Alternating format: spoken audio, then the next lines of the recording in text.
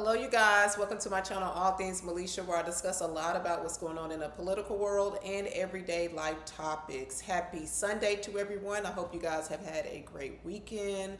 Thank you to all of my subscribers. Thank you for your comments, for your likes. I appreciate you guys. As always, keep it coming. If you see a video that you like, don't forget to give your girl a thumbs up. Share the video, leave your comments down below so I can get your thoughts on what I'm discussing. And if you're new to my channel, welcome. You can do all those things, and don't forget to subscribe if you're interested. So I wanted to come on here today, you guys, and have a little church. Well, not necessarily church, but share some statements made by two ministers regarding President Obama and regarding black people.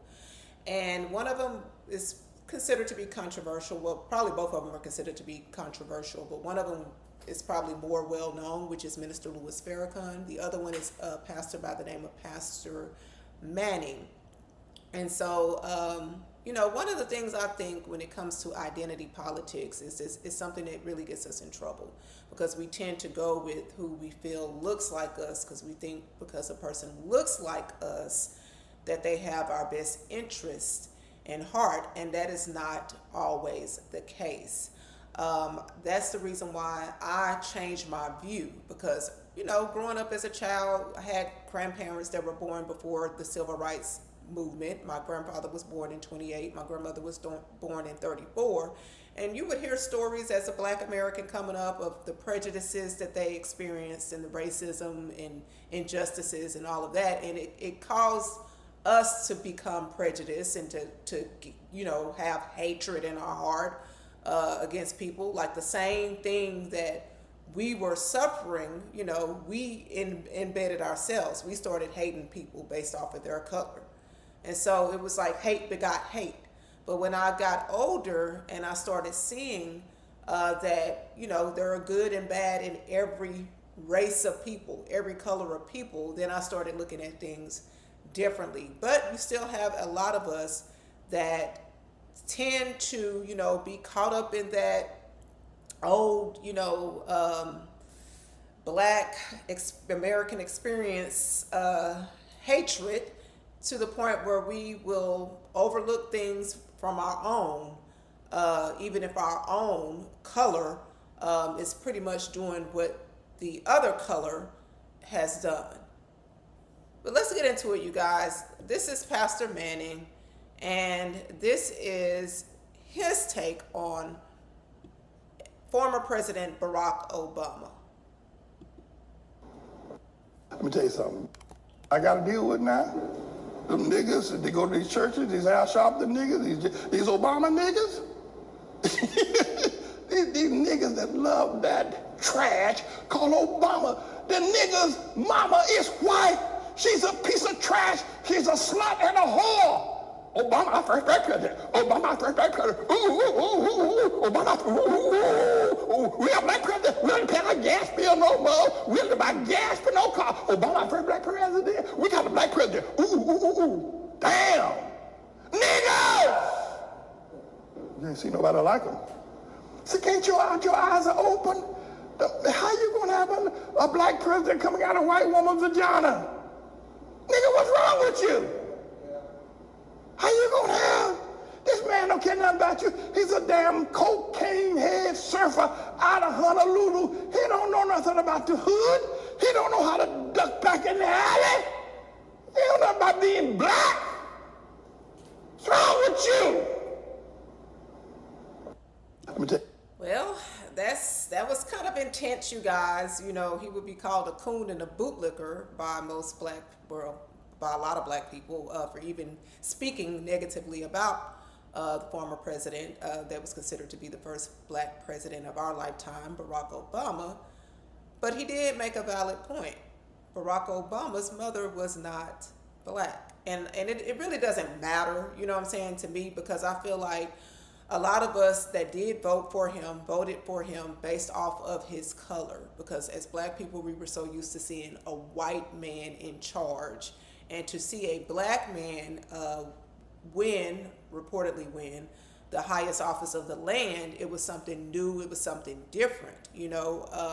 Both of my grandparents were alive at the time that he was initially inaugurated, and it was an experience for me to see them witness a man of color obtain the highest office of the land, because, like I said, being from the period that they came up in, I'm sure they probably never imagined that they would even live to see the day.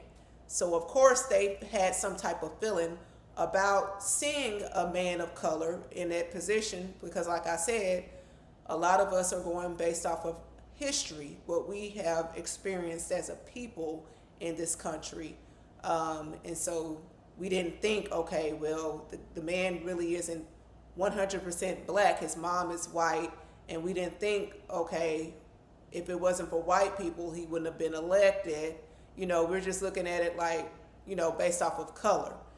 But at any rate, you guys, this is Minister Louis Farrakhan. This is the minister that got me interested in politics. I started listening to Minister Louis Farrakhan in 2010. I know he's been around far longer than that, but that's when I started, listening to him on a consistent basis.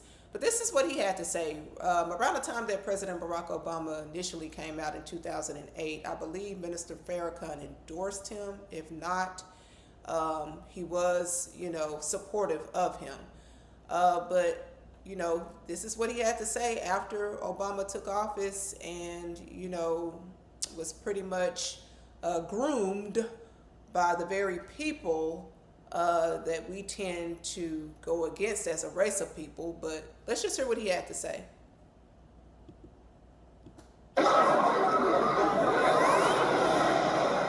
Louis Farrakhan, leader of the Nation of Islam. He's, of course, a controversial person. He created controversy back in 2008 when he supported President Obama's election. And then, of course, the Republicans were like, aha! If he's for Obama, then Obama must be best friends with Farrakhan. Well, we now have our answer. Apparently that is definitely not the case, because he's about to call him a murderer. Let's watch. I'm going to ask you a question. Do you think God would give his only begotten son for this world? Think about it. Just think. Look at the world that you live in. How rotten it is. We voted for our brother, Barak. Beautiful human being with a sweet heart. And now he's an assassin. They've turned him into them. You didn't hear me. They turned him. They brought him to England. See? Oh, now he can stay in Buckingham Palace. Nobody stayed there. Just a few presidents. Why him? Why? See, we know this enemy. See, America can sit down tyrants, but who will sit her down? She puts her trust in her weapons of war. She threatens the nations of the earth, and has my brother calling for the assassination of Brother Muammar Gaddafi. What has he done? I can defend that man. You don't know that man. See, you. That's around the time I just wanted to stop it real quick, you guys, because this is around the time that I had started listening to Minister Louis Farrakhan, which was like around 2010. And if you have followed political news over the years, in 2011, that was when the leader of Libya at the time, Muammar Gaddafi, was assassinated during the Obama administration. Now, our news media always uses the same adjectives to describe anyone that goes against their agenda.